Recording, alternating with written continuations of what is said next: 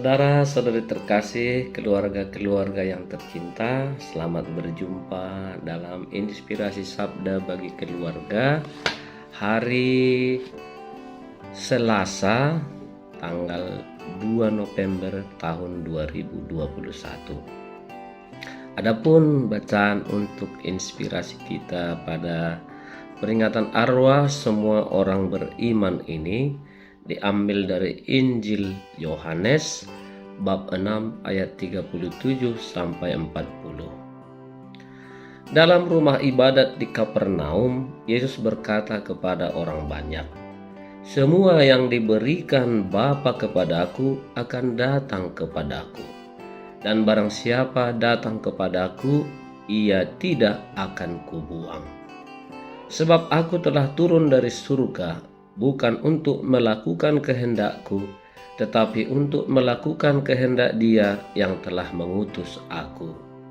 Dan inilah kehendak Dia yang telah mengutus aku, yaitu supaya dari semua yang telah diberikannya kepadaku, jangan ada yang hilang, tetapi supaya kubangkitkan pada akhir zaman. Sebab inilah kehendak Bapa-Ku, yaitu supaya setiap orang yang melihat Anak dan yang percaya kepadanya beroleh hidup yang kekal, dan supaya aku membangkitkannya pada akhir zaman." Demikianlah sabda Tuhan. Terpujilah Kristus. Saudara-saudari terkasih, keluarga-keluarga yang tercinta, hari ini Gereja Universal memperingati arwah semua orang beriman. Kemarin kita merayakan semua orang kudus yang telah berjaya di surga, hidup dalam kebahagiaan bersama dengan Bapa. Kita yakin bahwa gereja itu adalah satu tubuh, di mana Kristus adalah kepala dan kita adalah anggota-anggotanya. Dan kita semua, baik yang masih hidup, yang sudah mati, dan yang sudah masuk ke dalam surga, adalah satu persekutuan, di mana kita tetap terikat satu sama lain untuk saling membantu dan menolong, secara khusus lewat doa-doa kita bagi mereka yang sudah meninggal tetapi masih dalam proses pencucian atau di purgatorium. Nah, saudara-saudari terkasih, peringatan arwah semua orang beriman ini berurutan, berdekatan dengan pesta ataupun hari raya semua orang kudus.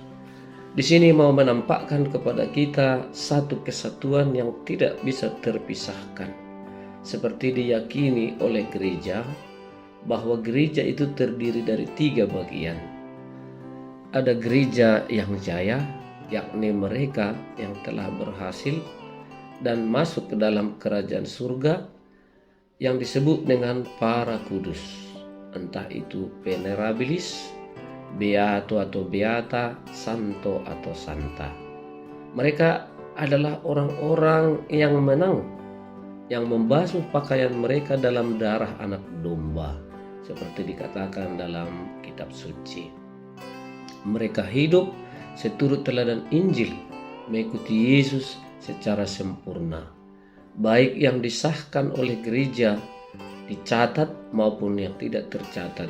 Rombongan para kudus masuk ke dalam kerajaan surga, dan mereka bertugas untuk mendoakan juga saudara-saudari kaum beriman yang masih berjuang di dunia ini. Kelompok kedua adalah gereja yang berjuang, yakni gereja atau umat beriman yang masih hidup di dunia ini, yang berjuang untuk mengikuti dan menjalankan perintah Injil dalam hidup sehari-hari seturut teladan Yesus sendiri, dalam suka dan duka membangun hidup beriman dalam keluarga, dalam komunitas, dalam gereja dan masyarakat.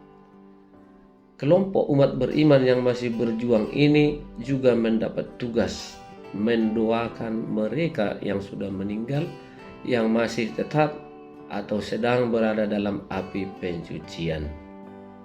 Umat beriman ini tetap satu kesatuan dengan juga semua orang beriman yang sudah berjaya, yakni para kudus, persekutuan para kudus. Kelompok ketiga adalah umat beriman atau gereja yang menderita.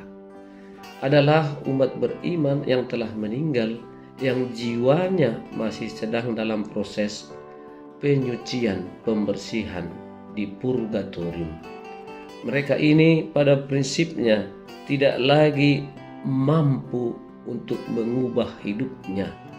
Mereka adalah orang-orang yang membutuhkan pertolongan kita, membutuhkan doa-doa kita.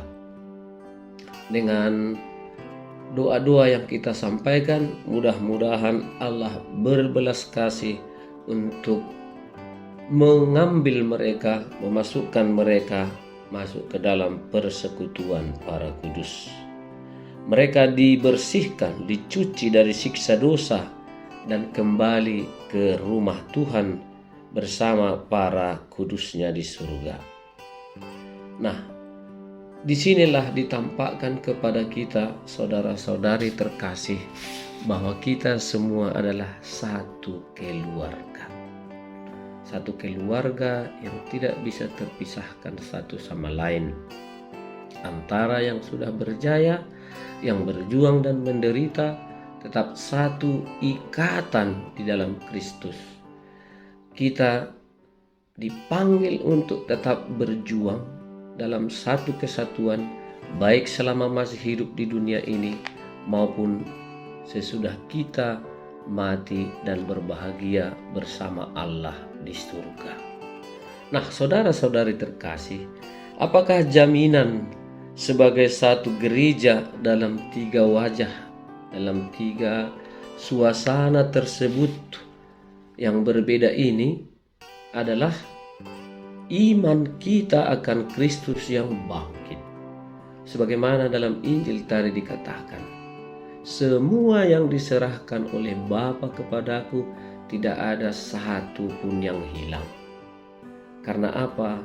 Karena Allah yang sangat peduli, sangat mengasihi kita.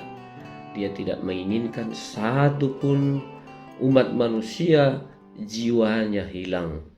Karena itu Kristus yang bangkit, Kristus yang telah mengalahkan maut, siapa saja yang diserahkan kepadanya tidak akan binasa.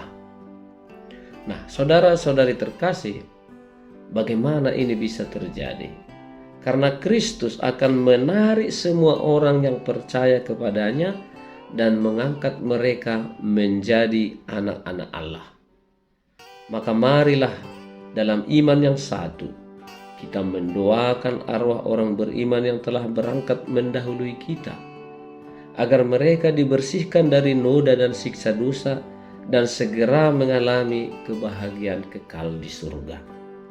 Pada hari ini, hari istimewa ini, mari kita sampaikan wujud-wujud intensi doa kita bagi saudara-saudari kita yang sudah meninggal. Hari ini adalah hari istimewa di mana kita bisa menolong mereka yang selama di dunia ini mungkin tidak sempat kita bantu, entah orang tua, entah sanak saudara, atau anak-anak kita. Dan pada hari ini juga gereja secara khusus memberikan kepada umat beriman indulgensi, ya, baik itu sebagian maupun penuh, bila mana kita melaksanakan syarat-syarat ataupun hal-hal yang memungkinkan untuk itu.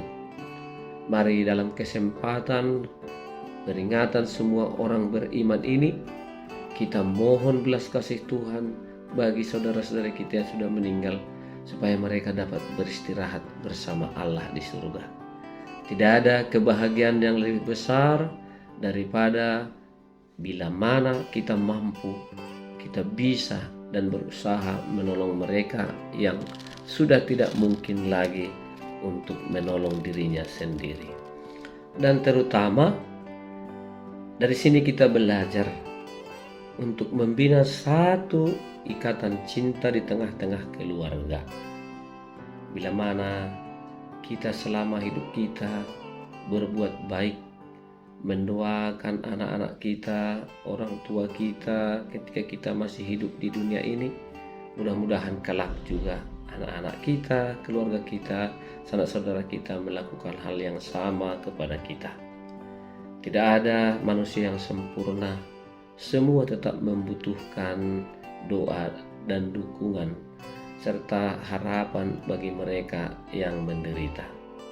Semoga dengan memperingati arwah ini, kita juga mempersiapkan diri kita untuk hidup lebih baik di dunia ini, menyongsong kedatangan Tuhan, supaya kelak pun kita bangkit bersama Kristus.